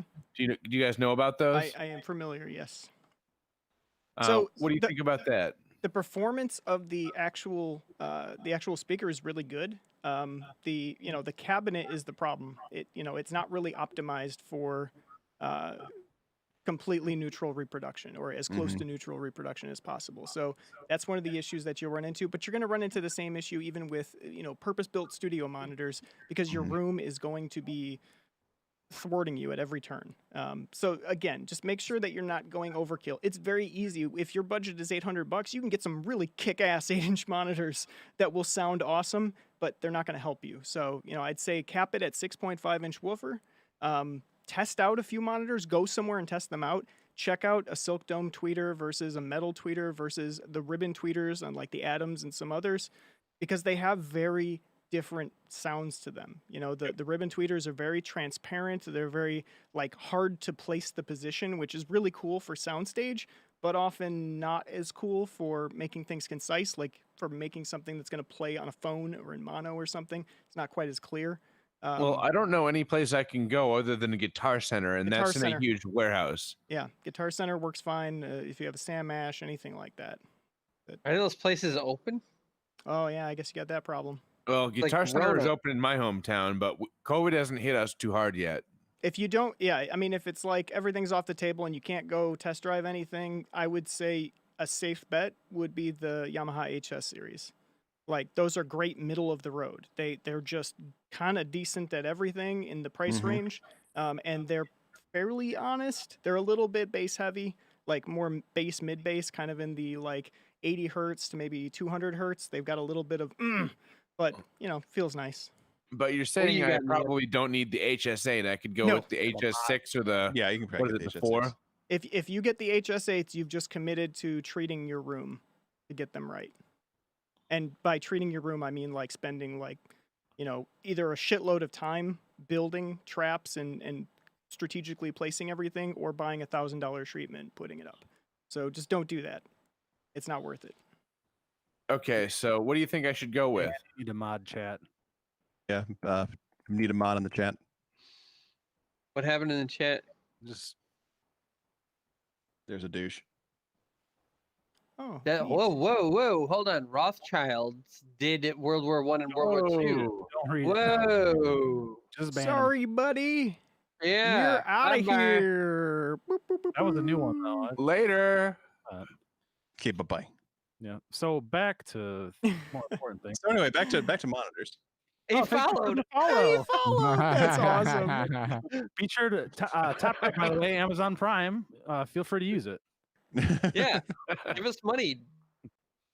What a Rothschilds. subscribe. You're World right War though. I. The Rothschilds Home Force and guys. Jekyll Island and damn the Fed and brrr. I kind of agree with all that, but at the same time, keep it civil, man. Yeah, no, You they're may so not know this, but I am Jewish, so Just perhaps throwing that you out might there. have. Wait a I minute, am real quick. controlling all the banking of Real the quick, world. as long as we're talking about conspiracies for a moment, I got someone posted in my work's Slack yesterday, I think it was, about a conspiracy, an explanation of a conspiracy that Finland doesn't exist. It was Yeah, I'll buy Neither that. do it was birds. fascinating. Like they're saying that like all maps lie, that it's actually just a giant ocean there, like the space between like Sweden or where Finland is and then Russia, that there's nothing there. Like it's actually just Sweden's coast and then Russia and then a much larger body of water there, and they go through all of these like rationalizations for like, and people are like, well, wait a minute, what about what's the major city there? In Stockholm? Finland? No one knows. No, Yeah. Finland. What is it? It's on the Well- southern coast. Post Finland. Anyway, there's a large Okay. city there. It's very well known, and people were like, "Well, what about that? Because that would be like in the middle of the ocean." Helsinki. They're like, that doesn't Yes. actually exist at all. Helsinki. Oh. I don't think it's. That's the largest. That's the largest city in Finland. Maps.google. That's the one on the southern coast. Yep. I've read all the rest of the names in like Espoo. No. Do you think people Temperi, in Vanta, Sweden, Norway look Oulu. at Finland? Yeah, they're I guess just it is like, Helsinki. You're right. Yep, Yeah. that's the one. And people are just like, "Yo!" And then there's people writing in the Reddit post that are like, "Well, I'm from Suru, which is in the middle of the ocean, according to you." And they're like, "Yeah, you don't exist." And he's like, "Cool." Thanks for letting me know, At least they're man. chill about the whole thing. Oh. Well, the guy who posted it was Weird, really all just this land. explaining what it was, like what the conspiracy was. I don't know that he actually supported it or not. So, fascinating. You know, there's only two things in this world I can't stand: people who are intolerant of other people's culture, and the Dutch. I was about to say the Dutch because that's yeah. Thank you, Dutch. Michael. Fake shit. All right, you got it. Yeah, I did. Good thing that our Dutch friend left, because he would have left then. You offensive man, you. Was he Dutch? Yeah, he probably was. Architect is Dutch.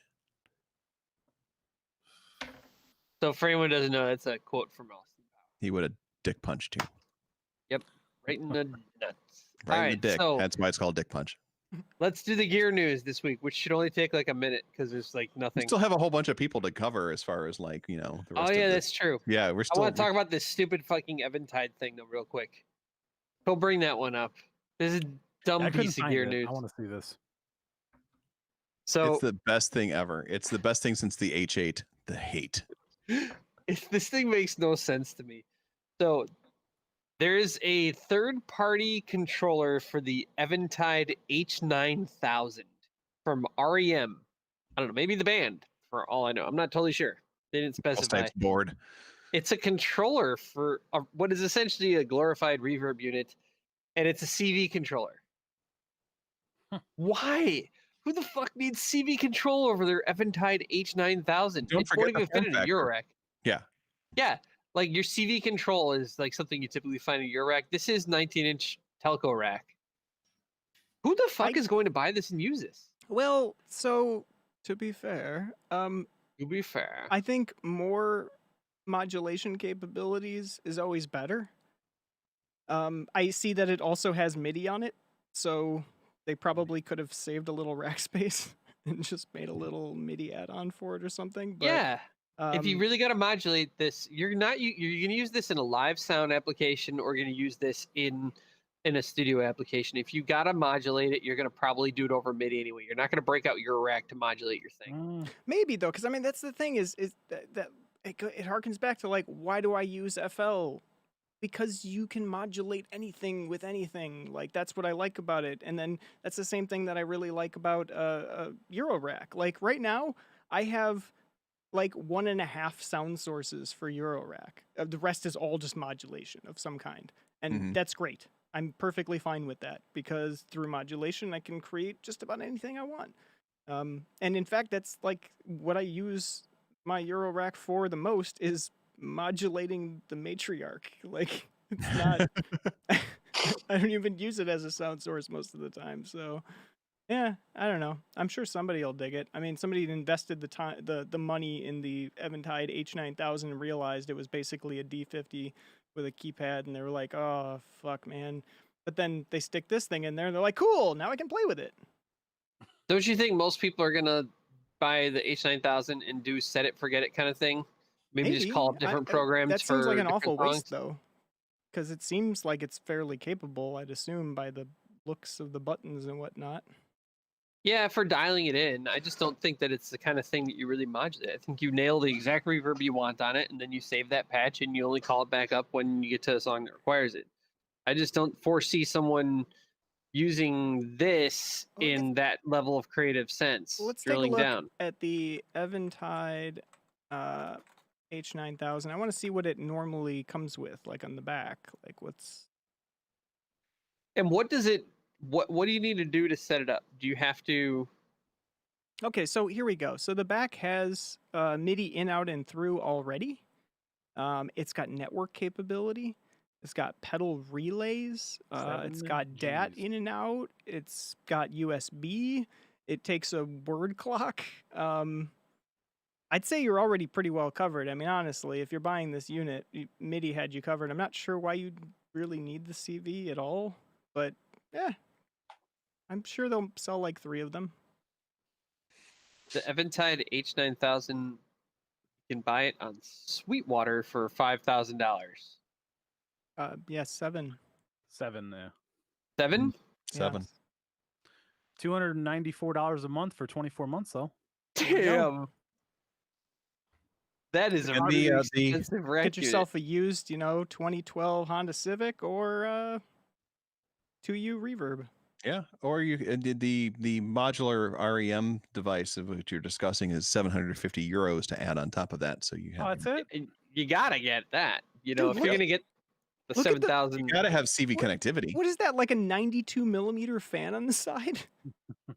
Jesus, I'm intrigued now. So I keep thinking this thing is mostly for like you buy this and you throw it's your reverb unit, and it's a really really big time reverb unit. But this thing has to do more than that, because you could get that in like the Black Hole, right? There's smaller Eventide things that they have to be reusing the same algorithms, unless you think like this thing has a thicker, better reverb algorithm that only it has. Wouldn't that be $7,000 tax write-off. Wouldn't that be a kick in the nuts if this is just a rack mount version of the H9? Ooh, like they just I think basically a lot of people. They took the DSPs and like all the internal circuitry and were like, "Yo, we got node shrinks. We can just make it Times smaller now." 1,000. And they did, and then they were like, "We can just take all the features and make them DLC." And they did. Oh, dude, that's the thing I hate about the H9 so much. Wait, so Squirrel, you're a sound guy. You ever deal with one of these? Does this ever come up? Like Not in my line of work. No, not ever. who's using this? Studios? Wouldn't Professional studios do it in the box? And No. No. All right, so eminently studio world-class post-production facilities. Effects can be simultaneously individually processed and routed from left or right, center, surround, or LFE. Dude, this is What's the fascinating. application of this? This is fascinating. Surround. Okay, so the H9000 costs $69.99, and the H9 costs $699. Illuminati confirmed. Rothschilds, Jekyll Island. The Fed's a lie. Someone unblocked that guy. It's all true. Oh, it has expansion cards, so you can expand it. So okay, I think I'm getting the gist of this. Apparently, this You could just shove the H9 TV right in the thing. back. That was called analog DLC. you can put 3 H9s in the back. Yeah, it was the analog version of DLC, and then they moved into the digital realm with the H9. This is studio stuff. So I think when this happens, you throw the expansions in, and then you can connect via analog multiple channels. So it probably has a specialized card you put in your computer, and then this runs many different discrete channels for many versions of those effects. Whereas the H9 is probably just one in stereo. This is a surround sound version, and it looks like 96 of them or something if you fully expand it all the way out. So that's what it is. This thing just does a ton of everything. What's the difference in the sample rate, though? The H9 versus the 9000, I would imagine probably a little different. Not to warrant an extra $6,000 though. I don't know. I think the H9 samples out pretty high. Pretty sure it's 96 kilohertz 96. at least. Yeah. So what's this thing doing? 192 or it does not say. So Seems what flavor weird. of pie is 96 kilohertz? Ooh. Oh man. God damn, what a See, question. that's just like harmonic distortion. I don't know that you could really like. You would need an interpretive dance for that. Ice. It's like glass pie. All right. Sometimes studio gear totally befuddles me. I just don't know who's buying this. The H9000 supports up to 96 kilohertz. All right. Well, that's interesting. And you can control it via CV, apparently. For an extra That's $700. to be fair though, that CV controller thing, like they're really like it's kind of crazy. Like it's got a lot of interface. Yeah, I dug in on it. It's not just for the H9, but that's kind of how they designed it aesthetically. But it's 10 channel to C. It's 10 channel CV to MIDI inputs, 10 CV inputs to banana form, 10 CV inputs as 6.3 millimeter jacks normal to the banana, 10 CV inputs as 3.5 millimeter jacks normal to the 6.3 millimeter jack. So you can use it to control your Mukla or your H9000. Yeah. 10 to 10 uverters to adjust the CV signals positively or negatively in switchable uni-bipolar offset controls. And you can control to 4 MIDI devices simultaneously. By the way, the explanation for the sample rate of the H9 is a hilarious non-answer. It sounds very much like a White House press conference.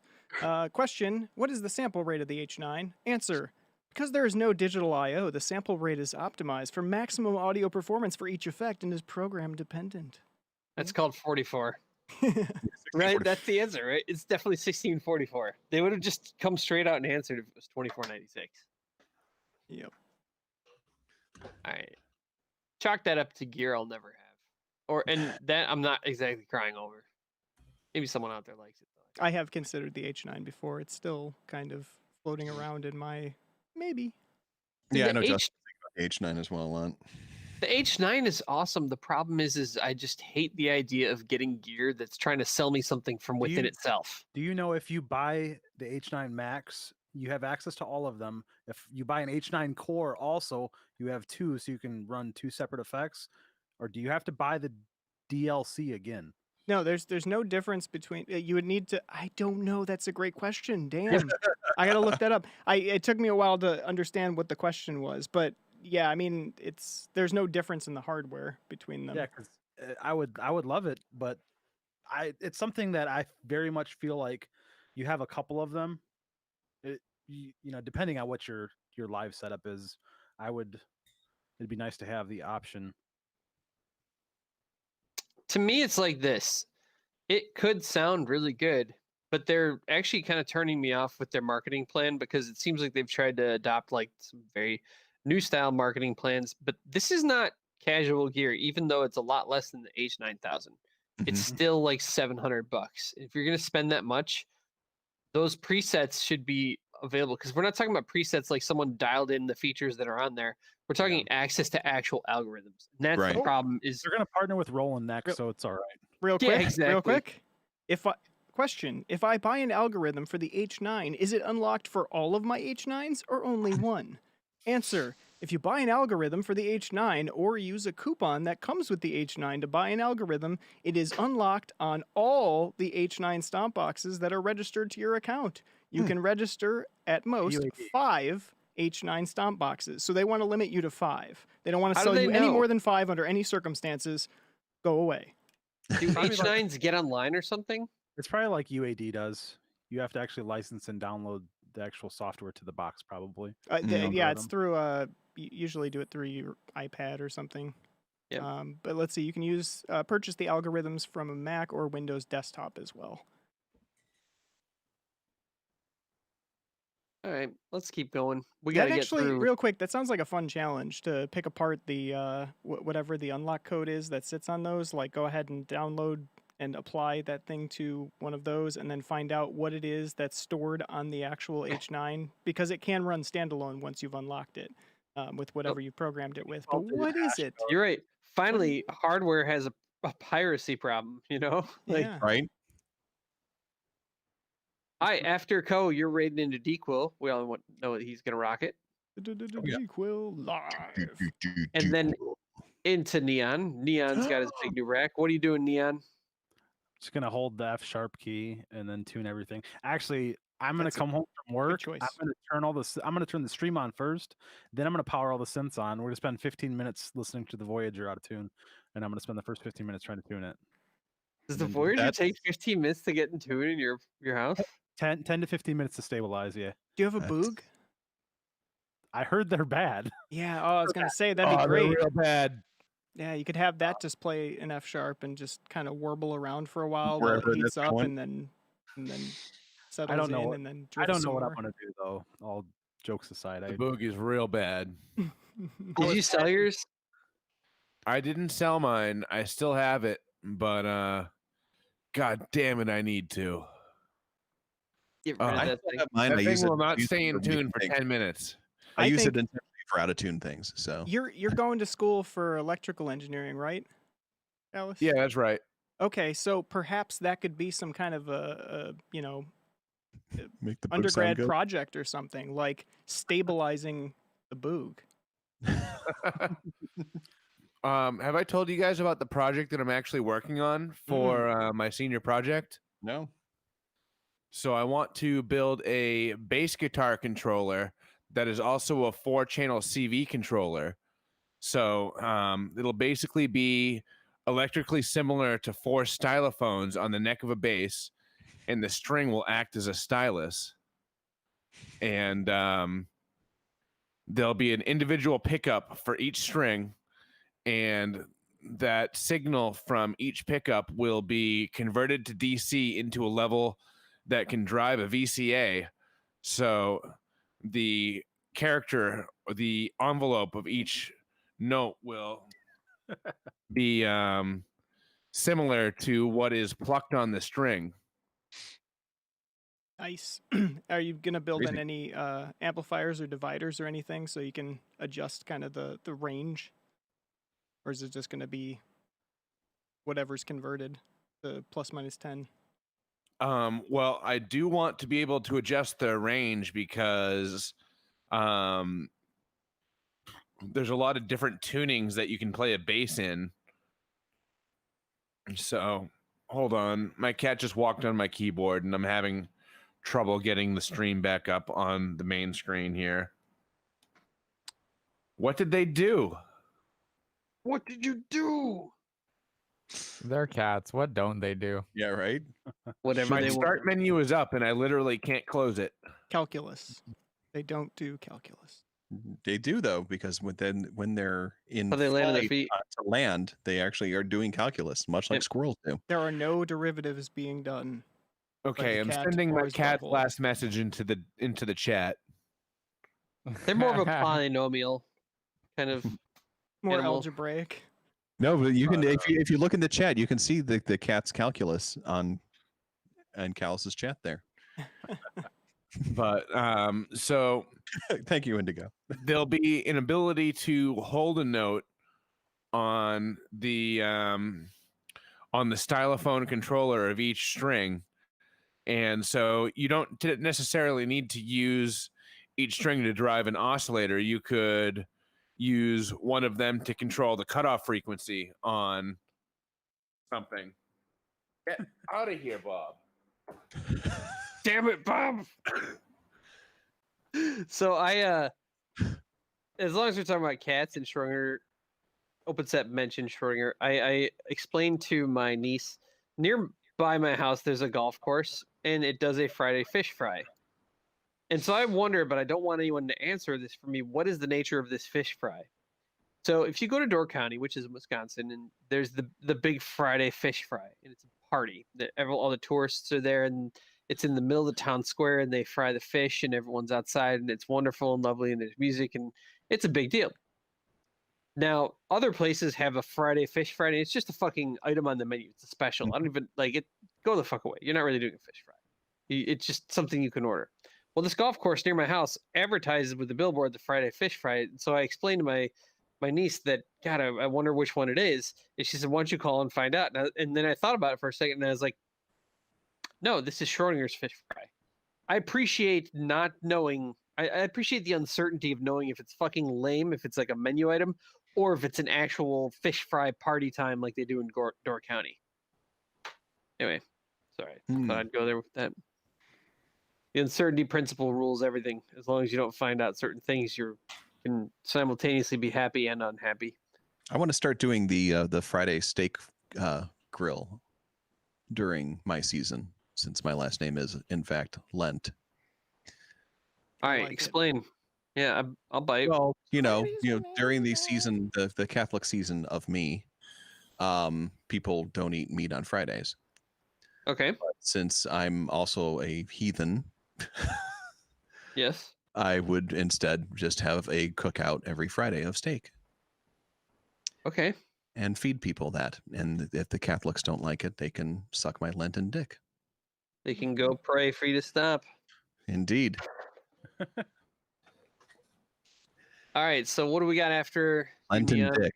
I just want to put that out there again. Lenten dick. Yeah. We all got it. Oh, all right, you're going to Shape Noise. I wonder if he's going to do his hang drum. We'll find out. Indeed. He has something like 1,000 HP of Eurorack. It's amazing. And then on to me. I have been preparing breakbeats, so I'm going to do an all break set. Nice. Breakbeat. Yep. Breaks. Sounds chill. Looking forward to it.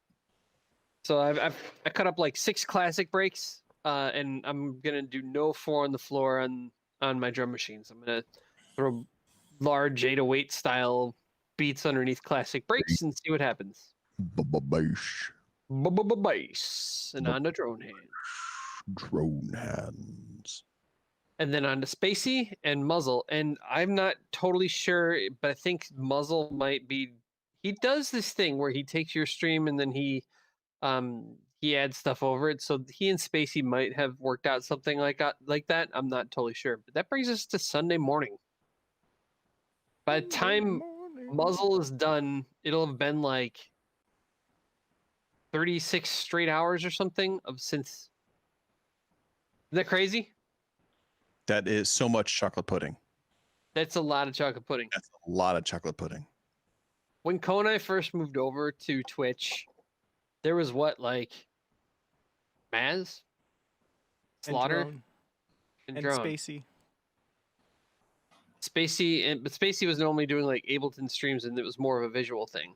It was Ableton falling apart in an acid-induced like hysteria. Unraveling of reality. Yeah.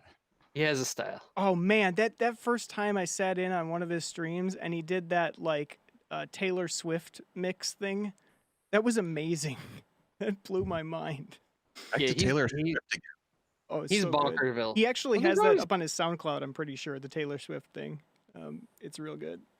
There's always been some people who did Ableton, but really like when we first got it, was Maz. Earths did occasional streams with synths, although it was like usually like unboxings and stuff, and he would play like Prokofiev records. He's a real stream of consciousness kind of guy, so it wasn't like a focused synth stream. And Maz mostly. That was like really it. Now we're about to throw together 36 straight hours of people playing on synths on Twitch. Same, we've come a long way, guys. It's awesome. Real long way. Yeah, I'm really happy I found you guys. Honestly, like I'm just a nobody from Potato Land, Idaho, and then I found this really cool like synth community on Twitch, and now like me and Indigo are part of it, and we feel really supported by you guys. So I think the Shrimp Guild is number one, a really great community, and number two, you guys are awesome people. So thanks for the love, thanks for the support, and I felt right at home. We're glad to have you, man. I love your streams. It's always fun to tune in. Totes. Really love the way a lot of people are stepping up and taking ownership lately, and saying I can do a thing with this. I mean, Ko is the only other person here with beginning. Our other founder's been gone for a while, and it was a Facebook chat. This was a message on Facebook with like 20 people in it. And one day we just decided to like gangbang the name, and Golden Shrimp was part of it. And now like I see like other people throwing it in flyers and making images with it, and I see chats of people, on Facebook even that I don't necessarily know about what is up and happening.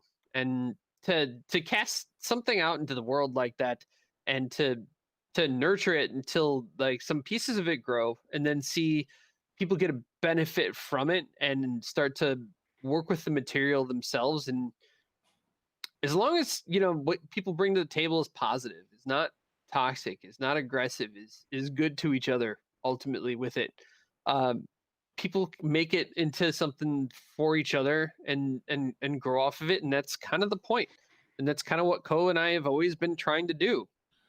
There was more DJ related content for a long period of time. We never said no to that. There's less of that than before. I think given some of the changes in DJing, and I pushing real hard on the synth side of things. There's still plenty of DJ related content there, but it used to be 90%, and now it's probably 30%. I think another big part is we rely on Tadget for a lot of DJ related content, and she's very much she's working real hard. She's got her job and she's not around as much anymore, so some of that has waned. But this Synthfest, third time we're doing it now. We've done events before. We did 808 day, 303 day. We did a 909 day. Did a bunch of things integrated with DJs. So we've done plenty of things. Remix competitions. We've got a track record, and we've hung out and stuck together. There's people who have been here since the beginning for the most part. Years-long relationships is the other thing. So it's not like this constant churn of people, and then you forget who they are, and 6 months later you blink your eyes and it's a whole new group of people.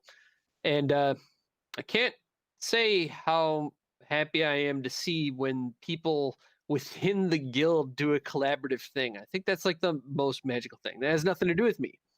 Or even if it does, but like me sending Bleep a sample of Indigo and then it makes its way to Squirrel. That's fucking nuts. That's awesome. Or Actec and Monono on the last Synthfest did. Monono was finishing up and Act was starting, and Act started by playing back Monono's stuff and jamming over it.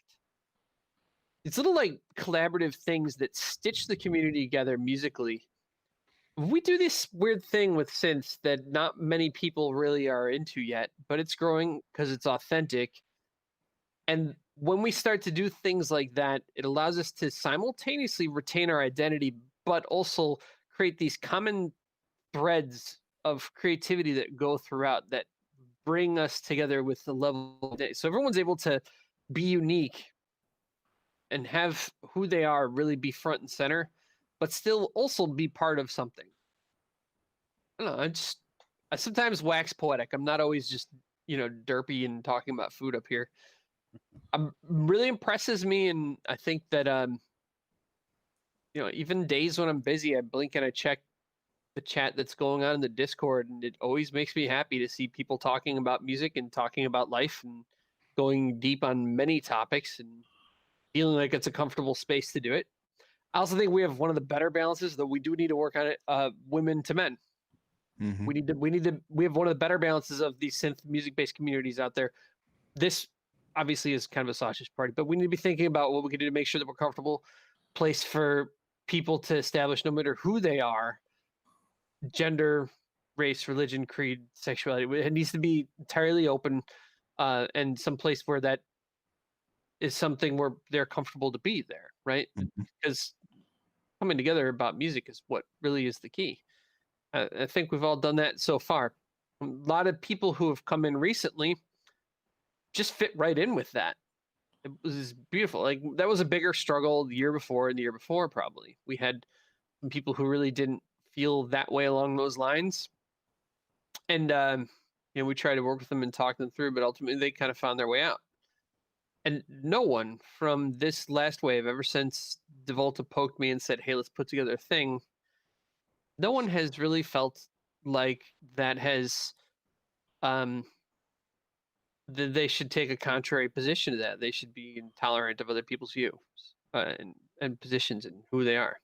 And that's also kind of really wonderful because that means that everybody who's come in it has been able to just continue to be net growth, a wider world. And acting on something this unique is tough to do because my neighbors aren't into this. I don't know anybody who's really into this, except we are able to find each other here and do it and put all the pieces together for each other. And ultimately, that's what it's all about. Anyway, so that's my spiel. Ix, say something that's going to make us all feel dirty. I'm happy to announce that Neon House and I are going to do a collaboration where we just play with each other's beards within the next few weeks. If we're going to call it Beard. Beard-splaining? Play Beard? with each other's beards. It's going to be more like an art piece. We're actually going to get together. It's going to be an ASMR thing. Stereo microphones. What's the closest in the middle from Cleveland to Toledo? We'll meet in like Sandusky. Yeah, we'll meet in Sandusky and Oh no, Cedar Point. at Cedar Point. We'll put on an expose. No one's there. We'll do. Yeah, I'll put on a negligee. You put on an expose, and we'll play Beard all day. So I really did feel like Sandusky had a decent case for changing its name, but then they didn't. But whatever. So if you guys did it, is that like one side picks up one beard and the other side of the ears pick up the other beard? It'll start like that, but then we'll start playing with it a little bit, like we play with each other's beards. It'll become like an Ouroboros of beards. An erotic Ouroboros of beards. It's gonna be an entanglement. We won't know where one of our beards begins and the other ends. It's actually very long. Oh god, there it is. That's it. So I just want to say that finding the Golden Shrimp Guild has been huge for my growth. Like, Dan, I stumbled into your stream right before I started streaming myself when I was looking for advice on how to begin. And you guys have given me so much advice and so much guidance on how I could better myself and better my stream, which has really just done wonders for me. I mean, and also becoming part of this community has really been great for me. I mean, especially getting through COVID, having you guys to hang out with on stream every day. I mean, through quarantine and shit, it's really been a huge deal, and I really appreciate everything you guys have done. Callus, I'll play Beard with you too if you want. Oh yeah, we'll rub them together for sure. I'm going to shave. You don't want I'm glad I just shaved the other day. Just saying. Squirrel. We're coming for you. The only non-beardy man entirely here is Ko, so he's safe For now. sort of. For now. All right, ladies and gentlemen of the jury, I do believe that we're good for the day. Audiata, see overstayed you our in welcome. chat. Your secret is out. We'll see you on Saturday or Sunday. I don't know, somewhere in there. It's gonna be great. Sometime. Thanks everyone for watching. Who should we raid out to? Who's ready? Is anybody on? We can raid out to the Owl channel. Is that Oh yeah, who guy with the had- hat playing? Drone Hands is on. Yeah, Drone Hands is on. Raid out to drone. Let's do it. Drone hands. All right. Well, thanks everybody. Cheers. Bye. Glad you could stop later. in. Glad Come we could back chat Saturday. it out. Remember, 6.5 inches. Rule of thumb in more than one categories, but for your studio monitors, don't go too overboard. And remember, Let me do Unless one you more do. shot on What? stream. Yeah, I was unless hoping you we were going do. somewhere else with And that. if you do, it's cool and it'll sound awesome, but you won't be Ooh, able to get a good I like mix out of the Neon's room, idea. so, yeah. What's that? time to recline. Yeah, buddy. See if I can get low Yeah. too. We will see y'all this weekend or in the Discord or both. Likely both. Likely both. Cheers.